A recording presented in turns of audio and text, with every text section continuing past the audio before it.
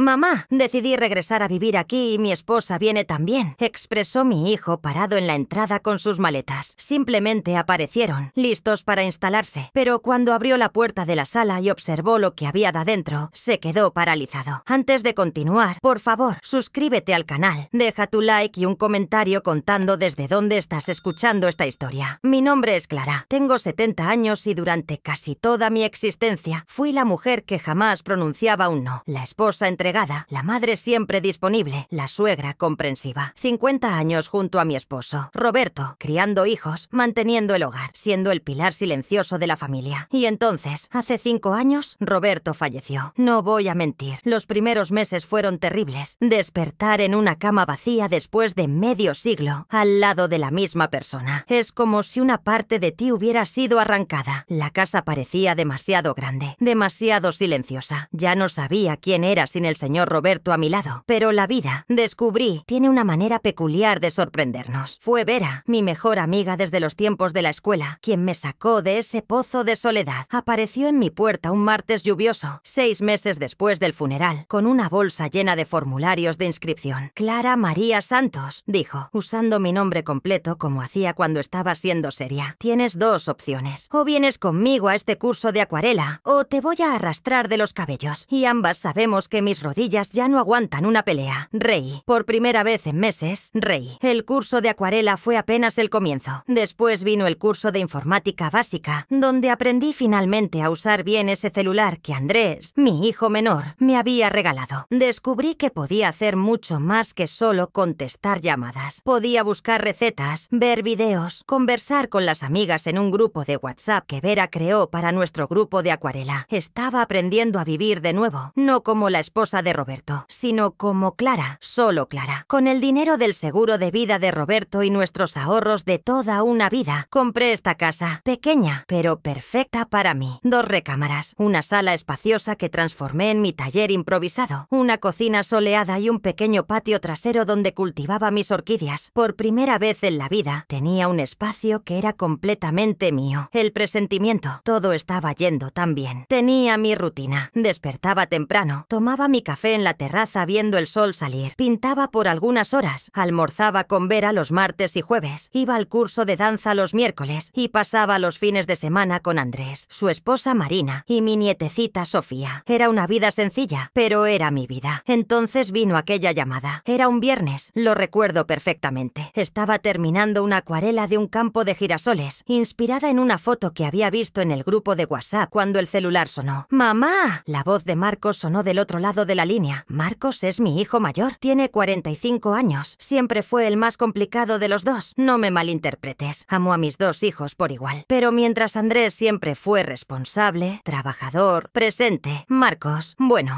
siempre tuvo dificultad para establecerse. Cambiaba de empleo constantemente. Siempre tenía excusas. El jefe no lo valoraba. Los colegas le tenían envidia. El trabajo estaba por debajo de sus capacidades. Y yo, buena madre que siempre fui, le creía. Ayudaba cuando podía. Mandaba un dinerito cuando él decía que estaba apretado. «Marcos, hijo, ¿cómo estás?», respondí soltando el pincel. «Mamá, necesito contarte algo». Había algo en su voz, una tensión, un tono que no lograba identificar. «¿Qué pasó? ¿Está todo bien?». «Sí está, mamá. De hecho, está excelente. Carolina y yo estamos pasando por unos ajustes. ¿Sabes cómo es? La vida en la ciudad grande está muy cara. Y pensé en regresar para estar más cerca de ti». Mi corazón dio un pequeño salto. Parte de mí se alegró con la idea de tener a Marcos cerca nuevamente. Pero otra parte, una parte pequeña pero insistente, sintió un nudo en el estómago. ¿Regresar? ¿Vas a mudarte de vuelta a la ciudad? Sí, mamá. Y mira, iba a preguntarte algo. Hizo una pausa demasiado larga. ¿Crees que Carolina y yo podríamos quedarnos unos días en tu casa? Solo mientras nos organizamos, conseguimos trabajo, esas cosas. Debería haber dicho no. Mirando hacia atrás ahora, veo claramente que debería haber dicho no, o al menos haber puesto condiciones, límites, plazos. Pero yo era la Clara de siempre, la mamá que nunca niega nada a los hijos. Claro, hijo, la casa es pequeña, pero siempre hay espacio para ustedes. Ah, mamá, eres lo máximo. Llegamos el sábado, ¿vale? Beso. Y colgó antes de que pudiera preguntar más detalles. Me quedé mirando el celular, aquella sensación extraña todavía molestándome. Algo en la conversación no había sonado correcto. Marcos había sido demasiado rápido. No me había dado tiempo de procesar o hacer preguntas. Tonterías, me dije a mí misma, volviendo volviendo a mi cuadro. Son solo unos días y va a ser bueno tener compañía, pero aquella noche acostada en la cama no logré dormir bien. Me quedé mirando el techo, el ventilador girando despacio y aquel presentimiento no me soltaba. La llegada. Sábado amaneció nublado, uno de esos días grises que parecen presagiar cambios. Había arreglado la habitación de huéspedes, que antiguamente era mi cuarto de costura, pero que mantenía con una cama matrimonial para cuando Andrés y la familia venían a pasar el fin de semana. Cambié las sábanas, puse toallas limpias, hasta compré unas flores para dejar en el buró. Cuando el timbre sonó, a las 10 de la mañana, respiré profundo y fui a atender. Y fue ahí que tuve el primer shock. Marcos estaba en la puerta, pero no estaba solo y no tenía una mochila o una maletita de fin de semana. Tenía maletas, varias maletas grandes y cajas, muchas cajas apiladas junto a él. ¡Mamá! Me dio un abrazo rápido, pero ya estaba mirando por encima de mi hombro hacia dentro de la casa. Déjame traer las cosas. Carolina apareció detrás de él. Siempre consideré a mi nuera bonita, cabello largo y liso, siempre bien arreglada, ropa de marca, pero había algo en sus ojos que me incomodaba, algo frío. Calculador. Hola, Clara, dijo sin calidez. Ni siquiera me dio un abrazo. Hola, Carolina, pero son muchas maletas para unos días, ¿no? Intenté mantener el tono ligero, pero mi corazón estaba acelerado. Ah, mamá, trajimos algunas cosas que estaban guardadas allá en casa. ¿Sabes cómo es? Aprovechar la mudanza para organizar. Marcos dijo rápidamente, ya entrando con las maletas. Simplemente entraron. No esperaron invitación. No preguntaron dónde colocar las cosas. Marcos fue directo a la habitación de huéspedes. Carolina detrás de él. Y comenzaron a descargar todo, como si